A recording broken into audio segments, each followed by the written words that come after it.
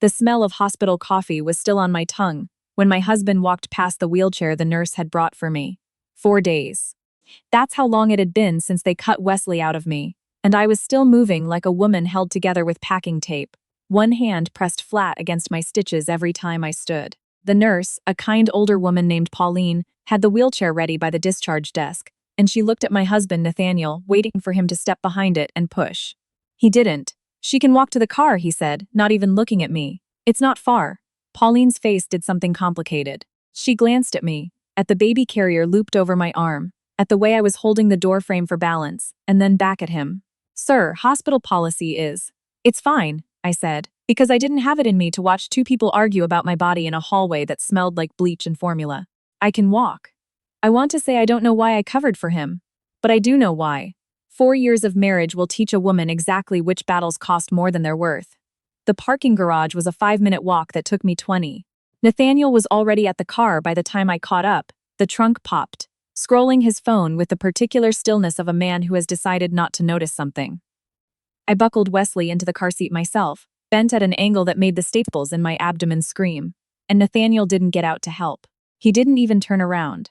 "Your mother called twice," he said as I climbed into the back seat beside the baby because nobody had offered to put me in the front. "She wants to come by Sunday." "Okay," I said. "I told her maybe. We've got the Whitfield dinner Sunday." I knew about the Whitfield dinner. I'd known about it for 3 weeks. His boss's retirement party, black tie, the kind of thing Nathaniel had been talking about since before I went into labor, like it mattered more than the due date stamped on my chart. I hadn't expected him to skip it. I had expected, maybe foolishly, that 4 days postpartum might buy me a single Sunday where nothing was required of me. "You're still going," I said. It wasn't a question. "It's important for the firm." He pulled out of the garage. "Obviously, you'll stay home with the baby."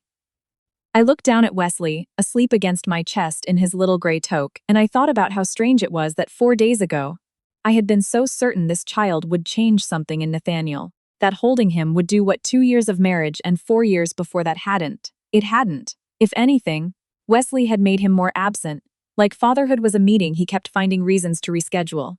We didn't talk much on the drive home. Nathaniel had the radio on, some sports call-in show out of Calgary, and I watched the city go by. The wet gray streets, the last of the leaves stuck to the sidewalks, Tim Hortons cups rolling in the gutter at every red light. October in the city always looked like it was apologizing for something. Our condo was on the 11th floor, the kind of place with a doorman and a gym nobody used. The down payment on it courtesy of my father, though Nathaniel liked to introduce it as our place, like he'd built it himself with his own 2 hands and his junior associate's salary. He carried nothing up except his own gym bag. I carried Wesley in his car seat, my hospital bag over my shoulder, and stood at the elevator with my legs shaking until the doors opened. That first week, I told myself it was just the shock of new fatherhood. Some men needed time. My own father had been useless with diapers. My mother used to joke, and look how he turned out. Devoted, doting, the kind of man who still called me every Sunday at 4 o'clock sharp just to hear my voice. Men grew into it. I believed that the way you believe things you need to be true. But the Sunday of the Whitfield dinner, I found out exactly how much growing Nathaniel intended to do. He left at 5, in the navy suit I'd had tailored for him as a Christmas present, smelling like the cologne I'd bought him too. And he didn't ask if I needed anything before he went. I was alone in the condo with a 5-day-old baby, who hadn't slept more than 90 minutes at a stretch since we'd brought him home. And there was nothing in the fridge except condiments and a carton of eggs I was too exhausted to crack. I called him at 8. He didn't pick up. I called again at 9, my voice cracking when I left the voicemail. Something about formula and how I hadn't eaten since lunch and could he please just stop somewhere on his way home. He texted back at 10:15. "Dinner ran long, eating here, don't wait up." I sat on the kitchen floor with my back against the cupboard, Wesley screaming in my arms, and I cried the kind of crying that doesn't make noise, just shakes you from the inside. It was my father who called at 11, like he did every Sunday, except this time I picked up and I couldn't make my voice work right. "Vienna? My father has called me by my middle name since I was small, says my first name is for strangers." "Vienna, what's wrong?" I told him. Not all of it, I was still, even then, protecting Nathaniel out of some old habit, but enough. The wheelchair. The bus stop I hadn't mentioned yet because it hadn't happened yet. The Whitfield dinner. The empty fridge. There was a long quiet on the line, the kind my father goes when he's deciding something. "Pack a bag for you and the baby," he said. "I'm sending Desmond." I should explain something about my father, because it matters for what came after. Cordell Ashworth is not a man anyone in Nathaniel's circle had ever met, because I'd never let them meet him. When Nathaniel and I started dating, 8 years ago, I was a 22-year-old grad student, going by my middle name at a coffee shop in Kensington Market, working part-time because I wanted to, not because I needed to. And Nathaniel never asked too many questions about why a barista drove a car worth more than his condo down payment. Because he'd assumed, the way people assume what's convenient, that it was leased, or borrowed, or none of his business. By the time the truth might have mattered, I'd already decided I didn't want a man who'd only love the version of me with money attached to it. So I never corrected him. I let him believe my father ran a modest property management company in Vancouver. I let him believe a great many things, because for a long time it felt like a kindness to him to keep him from performing, and to me to know whoever stayed was staying for me. What Nathaniel actually didn't know was that my father owned Ashworth Holdings, the firm that controlled, among a dozen other things, the very building Nathaniel's law firm leased its downtown offices from. He didn't know my mother's family had been in shipping out of Halifax for 4 generations. He didn't know the Maybach gathering dust in my father's Rosedale garage, the one he'd bought me for my 25th birthday. The one I never drove because driving it felt like announcing something I wasn't ready to announce. Had my name on the registration, not some leasing company's. He didn't know because he'd never once asked. Desmond arrived at midnight in a black Suburban, my father's driver of 11 years, a quiet man who'd known me since I was 16, and he didn't say anything about the state of the condo or the state of me. He just carried the bags down while I carried Wesley. And we left before Nathaniel came home from a work dinner that had apparently lasted past midnight on a Sunday. I want to tell you the part where I confronted Nathaniel, but that's not how it went. I didn't confront him. I just left a note on the kitchen counter, took Wesley to my parents for a few days. Need rest, V, and let him fill in whatever story made him comfortable. He filled in the wrong one entirely. The first text came Monday morning. Hope you and the kid are okay. My mom's coming by Thursday. Can you be back by then? Not are you okay? Not I'm sorry. Just logistics rearranged around his mother's schedule like I was a rental car he needed returned by a certain date. I didn't answer that one. I was sitting in the sunroom of my parents' house in Forest Hill, the one with the floor-to-ceiling windows looking out over a garden. My mother still tends herself. Wesley asleep on my chest. My own mother fussing over both of us, with a kind of tenderness I hadn't felt directed at me in longer than I wanted to admit. My father sat across from us reading the Globe and Mail, glancing up every few minutes like he needed to keep confirming we were really there. You don't have to go back, he said, not looking up from the paper, like it was the most casual thing in the world. I know, I said. And for the first time since Wesley was born, I actually believed it. The second text came Wednesday. Seriously, where are you? My mother and Priscilla's coming Amparo, and the place is a mess. You need to be here. Priscilla was his sister, a woman who had spent 4 Christmases referring to me, just barely out of earshot, as the help upstairs, because I'd once mentioned working a barista job, and who'd never once asked me a follow-up question about my own family in 8 years of holiday dinners. Never curious, the way you're not curious about furniture. I called him back, finally Wednesday night, after Wesley had gone down for what I prayed would be more than 90 minutes. I'm not coming back to clean the condo for your mother's visit, I said. What's that supposed to mean? It means what it means, Nathaniel. You sent me home from the hospital in a borrowed wheelchair I had to refuse myself out of pride. And then you left me alone with a 5-day-old baby to go to a retirement dinner. And you came home at midnight and didn't even notice I wasn't there until you needed me to vacuum. That's not fair. I had a work obligation. You knew about the dinner for weeks. I had a work obligation too, I said. It's called recovering from major surgery while keeping a newborn alive. I didn't get to skip it. There was a silence, and then, because he is the kind of man who reaches for the cruelest available thing when he's cornered, he said, "You're being dramatic. This is what new moms do. They get hormonal and they run home to mommy and daddy. It's embarrassing, Vienna. What am I supposed to tell people?" "Tell them whatever you want," I said, and I hung up before my voice could give away how much that landed. My mother, Helene, found me on the back porch 20 minutes later, wrapped in one of my father's old cards, watching the steam come off my tea in the cold. She didn't ask what was wrong. She just sat down beside me and waited, the way she'd waited my whole childhood whenever I needed to arrive at something on my own time. "He called me dramatic," I finally said. My mother made a small sound, not quite a laugh. "Your father called me dramatic once. Right before he found out, I was the one who'd recommended the venture fund that saved his first company." She turned to look at me.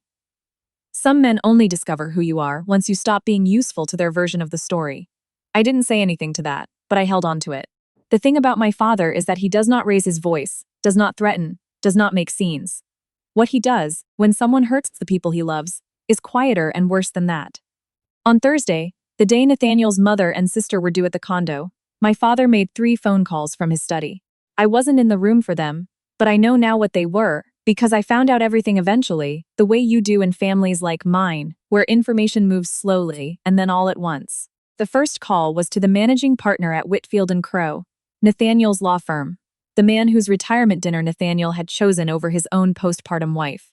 My father had known him for 15 years, had sat on a hospital board with him, had quietly helped underwrite the very firm's downtown lease through Ashworth Holdings without anyone at Whitfield & Crow ever connecting the dots to a junior associate's wife named Vienna. The second call was to my own lawyer, not because I'd asked for one yet, but because my father believed, correctly, that I would need one soon and didn't want me scrambling for representation while sleep-deprived and recovering from surgery. The third call I only learned about months later, and it was to a property management firm, the one that, as it turned out, managed the building where Nathaniel's condo sat. The one I'd assumed for 2 years was simply ours. Nathaniel found out who I was on Friday morning, not from me, but from his own managing partner, who called him into an office and asked, with the particular delicacy lawyers use when they're protecting a client relationship worth 8 figures, whether he understood exactly whose daughter he'd married, and whether he understood that her father was, as of that week, reconsidering several long-standing arrangements with the firm. He called me 11 times that day. I let it go to voicemail every time, until the 12th, when I finally answered because I was tired of hearing the phone buzz against the table while Wesley nursed. "Why didn't you tell me?" he said, and his voice had changed completely, not angry anymore, just stunned, like a man who'd been walking confidently across a floor that had just revealed itself to be glass. "Tell you what, Nathaniel? That my father has money? Would that have made you push the wheelchair? That's not. Vienna, this changes everything. You have to see that, I would have." "That's exactly the problem," I said. "You would have. Past tense, conditional, if you'd known. That's the whole sentence right there. You're not upset you left me at the hospital. You're upset you left the wrong woman at the hospital." He didn't have an answer for that because there wasn't one. I won't pretend the next few weeks were simple. There were more calls, more attempts, flowers sent to my parents' house that my mother had Desmond return unopened, a visit he tried to make that the doorman, under my father's quiet instruction, didn't let past the lobby. There was a version of Nathaniel that emerged, in those weeks I'd never seen in 4 years of marriage. Apologetic, soft-spoken, suddenly fluent in the language of feelings he'd never once used when it would have cost him nothing to say them. It would have moved me once. By then it only made me sad. The way it's sad to watch someone learn a language for a country they'll never be allowed to visit. My lawyer, the one my father had quietly retained before I even asked, was a sharp, no-nonsense woman named Adeline Crew, who specialized in exactly this kind of unwinding. The condo, it turned out, sat on land my father's firm had quietly held a stake in for years, an arrangement Nathaniel had never thought to investigate, because why would a junior associate question the paperwork on a property his rich father-in-law had supposedly helped finance out of generosity? Generosity, I learned, is a word people use for things they never bother to read the fine print on. By December, the divorce was uncontested, mostly because Nathaniel's options had narrowed considerably. Once Whitfield & Crow quietly declined to put him up for partner that cycle, citing, in language so careful it might as well have been written by my father himself, concerns about judgment and reliability. I got full custody of Wesley with no fight at all. Nathaniel's lawyer advised him, I heard later, that contesting it would only invite further scrutiny into a year that already wasn't looking good for him. I moved back into my parents' house for a while, not because I had to. Ashworth Holdings could have set me up anywhere in this city without my father noticing the expense, but because I wanted to. I wanted Wesley's first year to happen somewhere, with my mother humming in the next room, and my father reading the paper at the breakfast table, and Desmond pulling the car around, without anyone making me feel small for needing the help. In January, on a clear, freezing Saturday, my father took the cover off the Maybach in the garage and told me it was time I actually drove it. "I never wanted people to love me for this," I told him, sitting in the driver's seat for the first time in years, snow falling lightly on the windshield. "I know," he said, "but hiding it didn't make you safer, Vienna. It just made it easier for the wrong people to get close." He looked at me for a long moment. "The right ones won't need you to disappear to love you." I think about that a lot now, almost a year later, watching Wesley, take his wobbling first steps across my parents' living room floor, while my mother claps like he's won an Olympic medal. I think about the wheelchair I refused out of pride, and the bus stop that never even happened to me because my father got there first, in his quiet, devastating way, before it ever could. I didn't marry Nathaniel for his money, and it turns out he didn't stay for mine, either. He stayed for a version of me that didn't exist. The modest barista girl, with the modest father, and when she turned out to be a story I'd been telling for his comfort and not the truth, there was nothing underneath it sturdy enough to hold a marriage up. These days, when people ask me what my father does, I just tell them the truth. It's a strange relief, saying it plainly. And the people who stay after hearing it. My college roommate who still doesn't treat me any differently, the single mother down the hall from my new place, who helps me with Wesley some mornings, the quiet, steady man I've started seeing who asked, on our third date, not what my father did, but what I wanted to do now that I had the time to figure it out.